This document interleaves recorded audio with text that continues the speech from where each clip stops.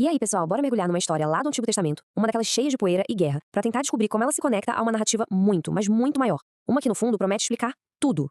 A grande pergunta é essa, né? Como é que uma história de 3.000 anos atrás, sobre um rei exilado, pode de alguma forma ter algo a dizer sobre o sentido de tudo? Parece meio louco, mas vamos descobrir juntos. Então, a chave pra entender isso tá num conceito chamado metanarrativa.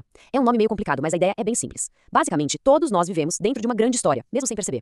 Para alguns, essa história é que a tecnologia vai resolver todos os problemas. Para outros, é o progresso político ou a busca pela realização pessoal. Em um mundo que desconfia de qualquer história que diz ter todas as respostas, a fé cristã apresenta sua própria metanarrativa. E ela é bem definida, com 4 atos: criação, queda, redenção e, no final, a restauração de todas as coisas. A ideia é que essa é a lente, sabe? Os óculos, através dos quais todas as outras pequenas histórias, incluindo a de Davi, começam a fazer sentido. E é exatamente isso que a gente vai fazer agora. Vamos colocar esses óculos e ler a história de Davi, não como um evento isolado, mas como uma peça de um plano de resgate muito maior.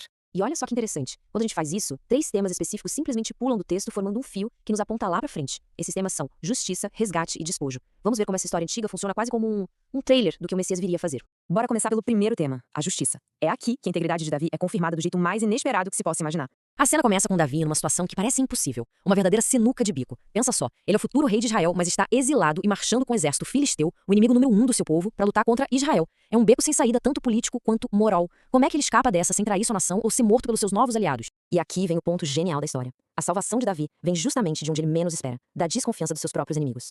Ao dispensá-lo da batalha, o rei filisteu Aquis faz o que a gente pode chamar de uma confissão pagã, soltando essa frase chocante. O mais incrível é como essa declaração ecoa séculos à frente. A justiça do ungido de Deus é confirmada por um estrangeiro. Aquis, um filisteu, declara a bondade de Davi. Da mesmíssima forma, Pôncio Pilatos, um romano, declararia a inocência de Jesus. O paralelo é simplesmente impressionante. Claro, Davi não era perfeito. Ele estava, de certa forma, enganando o rei Aquis. E essa é a diferença crucial. Davi era um tipo, uma sombra que aponta para uma realidade maior. A situação dele aponta para alguém que era de fato perfeito.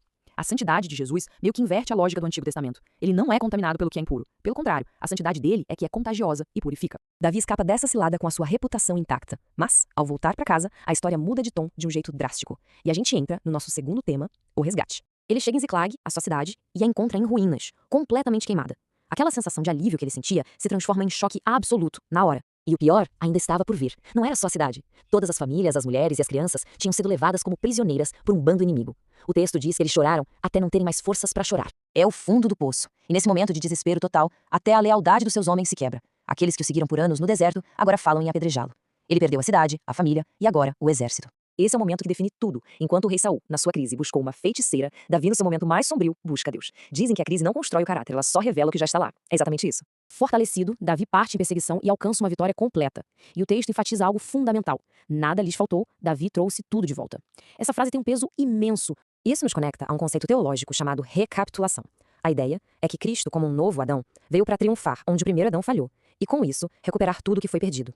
A história de Davi, recuperando tudo, sem perder nada, é um modelo em pequena escala desse resgate cósmico. A vitória é total, o resgate completo. Podia ser o fim da história, mas assim que o tesouro entra em cena, a natureza humana aparece. Isso nos leva ao nosso último tema, o despojo. Depois da batalha, surge um conflito. Alguns dos homens de Davi, que o texto chama de maus e desprezíveis, argumentam que os 200 soldados que ficaram para trás, exaustos, não merecem nada do despojo, só as famílias de volta e mais nada. Aqui temos 2 lógicas batendo de frente. De um lado, a meritocracia pura. Eu lutei, eu mereço. Do outro, a lei que Davi estabelece, baseada num princípio radicalmente diferente, a graça. Ele diz que a parte de quem ficou com a bagagem será a mesma de quem foi à batalha. Por quê? Porque Davi entende que a vitória não veio da força deles, mas foi um presente de Deus. O ponto crucial é este. Se a vitória é um presente, seus frutos não podem ser distribuídos por mérito, mas pela generosidade do rei. Isso é um trailer da maior de todas as verdades. A salvação conquistada por Cristo é distribuída por graça, como um presente, a todos independentemente do mérito. Então, com esses óculos, a história de Davi se transforma, né? Vira um sinalizador para a justiça, o resgate e a generosidade de Cristo.